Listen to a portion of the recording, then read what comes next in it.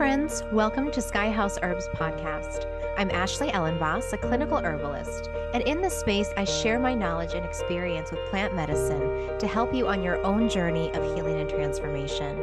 Join me in exploring the ancient wisdom of plant spirit medicine and how it can be used to heal the body, mind, and spirit.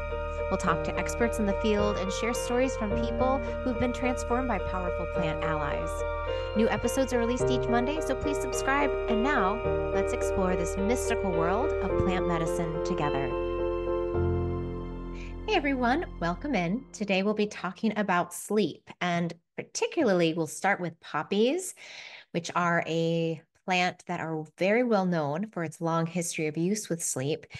We'll talk about different types of sleeplessness, like different issues people run into with sleep, and then some of my favorite herbs that will help. I'm doing a few things a little different today. One is I'm recording at night, so like the light looks really different. I don't know. I'm like, is this okay? um, and one of the reasons why I'm recording at night is because I too have been having sleeplessness because my kids have been sick. So both my girls are sick right now. And I was up in all hours of the night with them coughing and then all the things that happen when kids get really sick and they just need mom. So normally I record during the day, but because I was up all night and the day was with them, I am now sneaking away to record this for you and to talk about this very important topic. Before I do, if you haven't already, please subscribe to my channel. It helps other people to find me and to learn about herbs like these. And also like the video because then I know you watched it and that you liked it. And as always, I love your comments and feedback. So please never hesitate to leave a little comment. Let me know what you thought. All right, let's talk about poppies. And I always think of poppies from The Wizard of Oz, that quintessential poppy scene where the wicked witch from the west, she goes, poppies, poppies, poppies will make them sleep. Do you remember that? I love that scene. And then she like waves her big wand over the field, and it's covered in red poppies. And then Dorothy and her friends start to get sleepy, and then they slowly kind of are out of their mind, start to fall into a deep slumber. And it's interesting because poppies have such a long history of use as a soporific, as a sense duller, to be used for sleep, to be used for pain relief. And in the movie, one of the interesting symbols of poppies is, what the Wicked Witch of the West is trying to do is to thwart Dorothy from her path, right? She's trying to basically put her into a stupor so she can't meet the Wizard of Oz. And so, poppies are sometimes symbolized by kind of a side path that can keep us from getting where we're going. And I was thinking about this because I think one of the problems with sleep is that we often think, I know not probably a lot of you listeners, but a lot of people think, oh, I don't need that much sleep because like sleep is overrated. Like if I just, get 7 hours, I can totally be fine because production is more important than rest. But I know you all don't believe that. So I'm speaking to the choir here when I say that rest is important and that rest actually helps you on your path. It actually helps you to become more effective. It helps with brain chemistry, right? And there's so many studies that show that we function on so many different physically, mentally, emotionally on such higher levels when we get adequate sleep. So this idea of poppies somehow keeping us from, where we're supposed to go, I'm like, well, rest. Yeah, that was kind of an interesting subplot there in The Wizard of Oz. But I think what we can do is, as our takeaway, is be like, what are the tools? Like, what are the allies we can use to help us get maximum sleep so that we can do what we're meant to do? We can live the life we're meant to live. We can climb the mountains we're meant to climb in a way that is full of health and vigor, right? And not just like clutching and grabbing and clawing our way to the top of the hill. So, one thing that I wanted to say about sleep before we get too far into poppies in particular and herbs is that, in general, most people need to be like in bed resting for 8 to 9 hours. So just because you laid down and woke up and you were laying down for 7 hours, it doesn't mean you got 7 hours of sleep. It means you started and ended your process of sleep in 7 hours. One thing that I think everyone would benefit for is a little bit of a longer runway. So when we think about sleep preparation, we want to think about that half an hour before sleep. um, One of my teachers in school called it sleep hygiene, and I really like that idea. So it's like, what are the things we're doing to create the environment that is most conducive to rest? One thing is putting screens away and turning screens off. Another one is dimming lights in our physical environment. No really loud sounds, more relaxing conversation, maybe taking a hot bath right there. You can just imagine, I'm sure, all of the ways that would help prep your body. And if you think about starting that half an hour before you actually close your eyes, that's going to really drastically help you into the space of falling asleep. And if you especially have a hard time falling asleep, try that. Like, and even give yourself a 15-minute runway and do some practices, maybe meditation. I like to count backwards, just something that's going to be like restful and helping you go down into that sleep state. Um, and not eating, trying not to eat an hour before bed. That's ideal. And if you notice that you wake up in the middle of the night because of blood sugar crashes, like eating a few almonds or something with fat and protein, but in general, really trying to go to bed on an empty stomach will also improve your sleep. There's probably a million more things I can say, but I think that's enough for now because I want to talk about the plants too. So let's talk about poppies and what makes poppy a really interesting plant for us to explore in regards to sleep. I made some slides. I'm going to try to figure this out because I wanted to share some pictures of the plants I'm talking about with you, because I feel like sometimes that can be so helpful when you are learning about plants. It's like, well, where does this plant grow? What does it actually even look like? So let's take a look at that. I am going to screen share with you.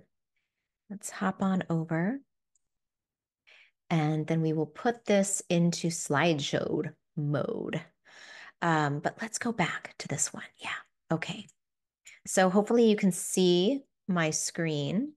And I've got a beautiful poppy, a field of poppies from ancient Greece, or actually, this is from Crete, an image of a wild field of poppies. And then the close-up poppy flower. And they're just captivating. These flowers are they're mesmerizing, and for good reason. I think they draw us in on a level of like Venusian or like beauty, just on their beauty alone. That red bright color is just, it really awakens our senses and draws us to it.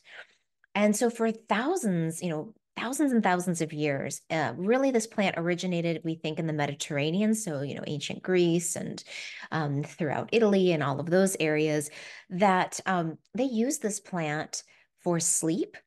And interestingly, did you know that they used poppies for sleep with infants all the way up until the 18th century? And then it was in children's sleep. It was recommended as a children's sleep for in a formula for kids up until the early 20th century. So I'm not going to recommend that you dose your infants with poppy.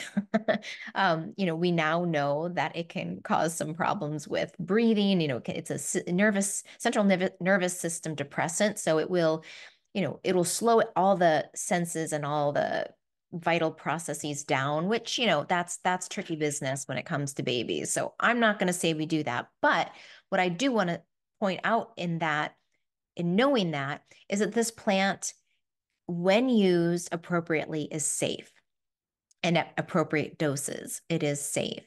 And it's also a hypnotic. And I think this is an important part of what sets this medicine apart from some of the others I'm going to talk about, is that as a hypnotic, this plant alters our consciousness. And I find that when using this plant for people that have chronic sleep problems, just a little bit can help shift the way they think about their sleep. And that's really common with things that are consciousness altering, or we call this class of specifically hypnotics or soporifics, but they will shift our perspective. Like it's almost like the way that I see it is that the plant consciousness, so the consciousness of poppies comes into our body and our mind and says, hey, look at this. Let's turn this around a little bit. Let's explore this from a different angle. Do you see what I see? Right? Like, and it shows you, look, we can just be open and free in a field. We can just be open and relaxed to the breeze that blows through us. And sometimes just having a slight shift in the way we perceive ourselves and our attachment to sleep, especially if we've had chronic sleep problems, that might be enough to break the cycle that allows us to let go of control and start to move into a more natural sleep state. So I offer that as a suggestion and as an idea. I also want to say that this plant does contain some opioid um, compounds. So it can be potentially addictive. And so if you have had any issues with addiction in your past, especially to morphine or opium containing uh, plants or substances, I would actually avoid this. It's almost like you probably learned the lessons you needed, probably not best to open that door back up, right? Like keep that door closed.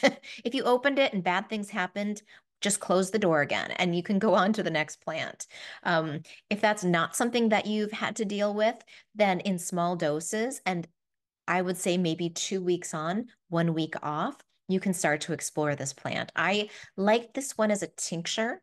I think the name of this plant, Papaver somniferum, the name poppy actually also comes from the word juice, which is the juice that we use to make the poppy extract. Um, Comes from the heads. It's like the flower seed pods. We score it a little bit, and then this white latex like substance comes out, and then we gather that, and that's what we use in the tincture. So you can buy it in a powder, but I think a tincture really works nice. And it also, I think, captures the essence and the teaching of the plant, right? Like it's a little closer to its original form. And I think it informs us a little bit more fully when it's preserved in that way. So as a tincture, you can start really small. I would start with 3 drops 30 minutes before bed and just let it sit on your tongue. Say hello to Poppy. Say thank you for working with me. I'm open to your teaching, and just see how that night's sleep goes. If it worked really well, stick with that dose. You don't have to go any higher. If you feel like, oh, I got a little whisper of something that was a little helpful, but I didn't really quite get enough, then increase by 2 drops every night. And I would say you could probably go up to, I'm going to be more conservative than maybe other herbalists, but I'm going to say maybe you can go up to like 15 drops. But I really don't think most of us need more than that to work with this medicine effectively. And then, after 2 weeks, just take a week off and see how your body does. And, you can cycle like that. And that's a really safe way to work with this plant. If you also want to work even on a more minute level or work on an energetic level with this plant, try the flower essence. And that doesn't have any of the alkaloids or any of the opioids in it. So if you want an opioid or morphine-free experience of poppies, try the flower essence and just do 1 or 2 drops on your tongue before bed. Um, I think that's all I want to say about this. There are some varieties that don't have any morphinans, which are the opioid-like compounds. And this is the Papaver argemone, Papaver apulum, and um, the last one is hybridum. I haven't worked with these specifically. I'm curious. I'm going to try to see if I can find them because I feel like I'd like to explore those maybe with my kids. And those were the ones that were used in Cretan folk medicine in children's remedies. And there was an article published in the National Library of Medicine looking at historical texts and uses of poppy for infants and children. And they did find that they did use more often these other species that don't contain the morphinans in them. So I thought that was interesting. I was like, I'm gonna check that out. I want to see. All right, so now let's talk about some other herbs. Let's talk about skullcap. This is another herb. This is probably the one that I use the most for me and my family when it comes to sleep. The Latin name is Scutellaria lateriflora, and it grows near creeks and rivers. I wanted to show you this picture because I just think it's nice to see like the plant where it grows in nature, where is its natural habitat. So it grows by clear streams. It really likes running water. And if you think about, gosh, like I like running water. What helps me fall asleep? Boy, ocean sounds and running water, like that's pretty relaxing for the nervous system. So this plant embodies that energy of slow moving water. And I find it to be it's wonderful for kids. Just the other night, my younger daughter, Summer, she's having some transits right now to her natal Saturn and her moon. And she's just been having like nightmares and night terrors. And she slept walked for the first time. And she's been just really scared to go to sleep because she'll go to sleep and then she will have a hard time waking up. Like, I don't know if you've ever had those night terrors where you're like, I want to wake up. I want to wake up. And your body is like stuck. And she was explaining that to me. And I was like, oh, yeah, honey, I know exactly. That's really scary. Those are really scary. So I gave her some mugwort and rue in a bag under her pillow. So she sleeps with that and she'll crush it up and smell it. And I think that's kind of that's one thing that can be helpful. I think for kids to have something they can touch and smell and feel is helpful for them. Maybe for us adults too. But I gave her that. That worked well the first night. Then the second night, she was still, I can't fall asleep. I don't want to go to sleep. And so I gave her 2 droppers full of skullcap. It's a little less than 5 milliliters. And you know what? She fell asleep. And she had been up maybe 3 or 4 times, like crying about not wanting to go to sleep. And I said, you know what, honey, I'm going to give you, and she actually, you know what? She actually asked for the skull cap. I was like, I can give you some herbs to help you sleep. And she's like skull cap? And I was like, yeah, like skull cap. I mean, this is the cool thing about using herbs with kids is they start to know them and they start to intuitively know which ones they want. So she was like skull cap. And I was like, yeah. So we grabbed it I keep it in their medicine cabinet because I use it so often. And I gave her 2 droppers full, and she was asleep and slept the whole night and didn't have any night terrors, and then was able to wake herself up in the morning because that's, been a problem is waking up too. And she was totally fine. So now we're doing that. That's like, I think, going to be a thing until this transit ends in maybe about a month. So that's something that you can use for kids. One of the ways that I think Skullcap works really well is if you have a lot of racing thoughts. And let's just say that your mind is like, let's say you have like 10 plates in the air. You're like, oh gosh, I got to do this thing for work. Oh, I can't forget to pick this thing up that's been waiting. I've got to make this appointment. Like if you keep going through the Rolodex of all the things you have to do and your mind's kind of jumping around, Skullcap will stop the jumping. It's like putting a warm, relaxing blanket on your mind and just everything starts to go, oh, right, we're okay. I don't have to solve all the world's problems before I fall asleep tonight. I can just relax. I can be here and I can let go, and everything will be there in the morning. So if that's a pattern for you, skullcap is a really, really nice ally. You can take it in a tea. It doesn't taste bad. It tastes nice with a little touch of honey or even like a little bit of a mint or yeah, like a little bit of a peppermint or spearmint might be nice to blend with it because it is a little bit bitter. But I usually use a tincture with my kids. You can also find it as a glycerate if you prefer non-alcohol, containing varieties of this medicine in a liquid form. So this is another great plant for sleep. It's non-habit forming, so you can take it every day as long as you need it. Sometimes I'll even take it in the middle of the afternoon if I'm feeling like things are getting a little tense or I'm starting to kind of spin out or getting overwhelmed. But it's definitely one that I use a lot in the evening time when it's time to start winding down. So skullcap for the win. Great, great plant. The next one is chamomile. And I think probably most of you are familiar with chamomile. Matthew Wood, one of my teachers, he says that this is for children of all ages. And what he means when he said that, he's kind of broken this down more, is like, we know how a lot of kids tend to whine. They tend to complain. They tend to be very vocal about what's wrong. And so if you're the type of even adult that tends to have to vocalize things and talk things through to start to feel better, chamomile is your ally. That's your plant. And so if you're having problems falling asleep and you just, all you want to do is talk about it, write about it, figure it out, lay in a bath full of your problems, and you're kind of like stuck in them, then the cheery spirit of chamomile can help lift you out of the muck and then help mother you into a state of relaxation. Here on the left, you can see this is a picture of chamomile growing in a field. It's kind of a natural. This is the Chamomilla matricaria, and then there's also the Roman one, which grows a little lower to the ground. This one grows a little bit higher. I like this one. This is the one I grow in my garden. I don't think that they're that different medicinally, but I just like this one because it's taller, bushier, and it actually yields a little more flower, which I like when I'm growing something in my garden.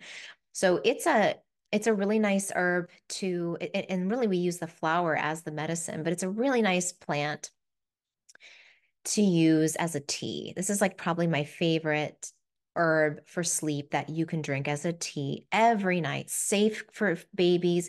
You can give infants a little bit of this as well.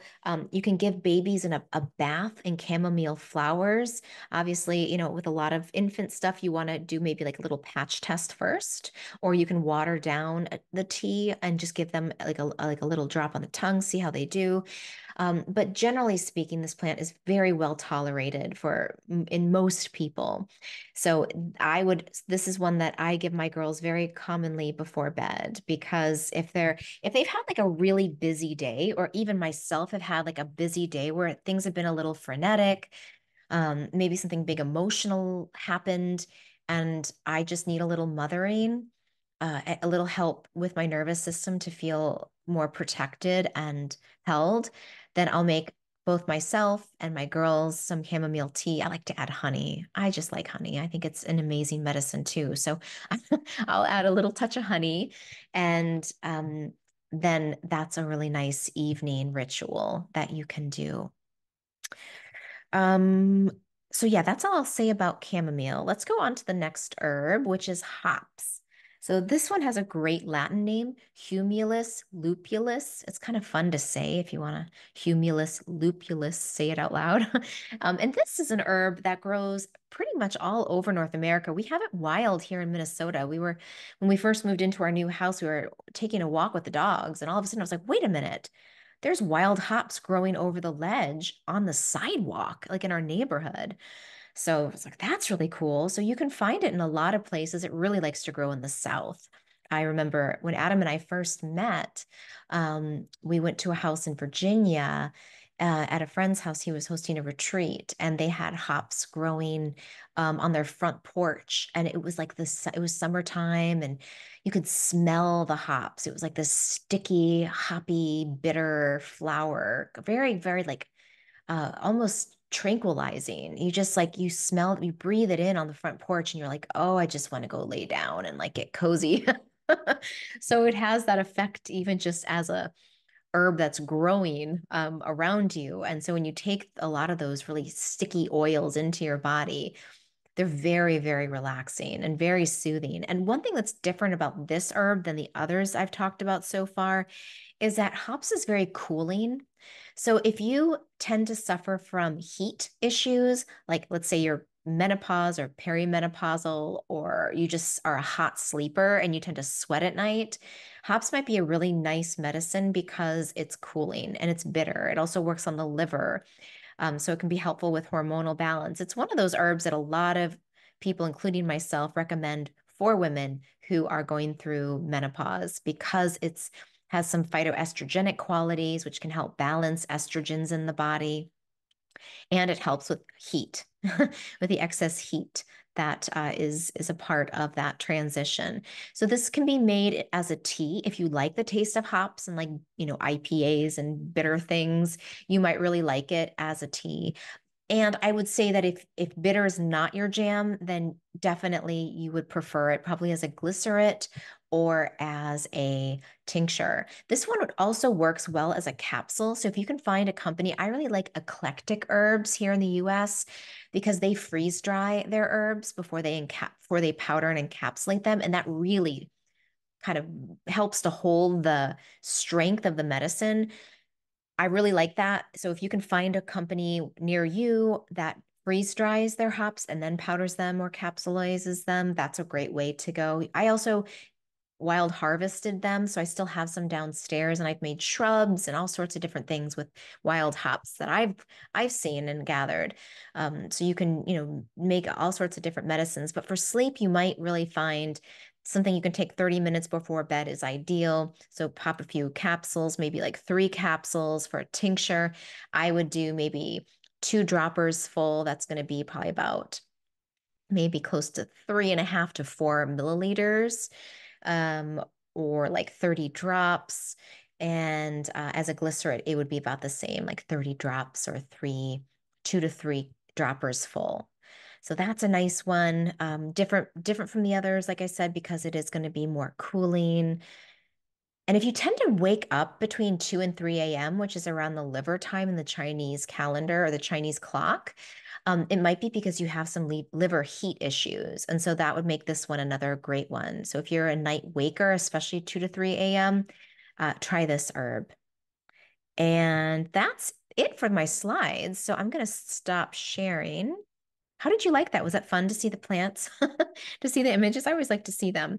So those are the herbs I have. So we started off with poppy.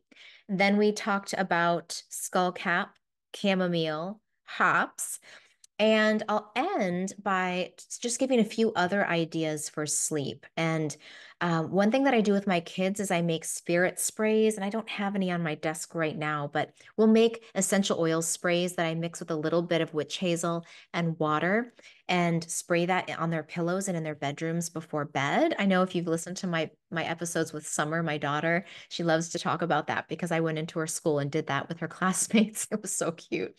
Every time she's on that, she's like, and then I spoke about spirit sprays. It's very, very sweet. So, but that's a really nice idea, is to get some aromatherapy in there. And herbs and or essences and essential oils that are going to be relaxing are going to be things like rose, sandalwood, lavender is really nice. Vetiver is kind of heavy and very deep. But think about like your woody, maybe cedar wood, pine, things that are a little bit heavier, not the high notes. Lang Lang is also really nice. It's kind of soporific. It's kind of got that heavier, sweet scent to it. That's very relaxing. So you can mix those together in whatever way you'd like. And then, just again, make sure that your environment is nice. Are your sheets clean? Do you have, air circulating? Sometimes having a fan in the background, making sure all the lights are off, especially blue light that can come from screens or TVs or alarm clocks. Try to cover, especially the blue lights in your room. Those have been shown to interfere with sleep. And you know what I do? I sleep with an eye mask on and earplugs, because I was always a very heavy sleeper, and then after I had kids, my nervous system is just turned on because I'm so used to like waking up for the kids in the middle of the night. So I just go into kind of like my own little sensory deprivation when I fall asleep. And then usually an earplug falls out and then a kid screams and I'm like, okay, or I don't wake up and my husband does.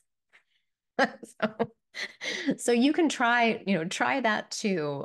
If you can't, like, I've lived in a lot of places where I can't block out the light because if it's like street lamp light or city light. So just use something to cover your eyes. Earplugs can be really helpful. Scent, hot baths before bed. Just give yourself a little extra love, because if you've had especially a hard day or a hard week or a hard month or a hard year or a hard life, that little bit of extra care will do a lot of good. So I hope that's helpful. Let me know your thoughts. Do you have any other herbs that you would add to the mix? The only one that I was considering putting in, but I didn't, was passion flower because it doesn't work for me. I don't know. I've tried it and I've tried different doses and it just I was like, I'm not going to put that on because I don't have good experience using it. So that just makes me more curious. I'm gonna have to learn more. So, but what have you used? What do you guys like? What helps you sleep, and what doesn't work? Maybe that's helpful too for some of us to think about and process. So, thanks all for watching, for listening, and have a good day.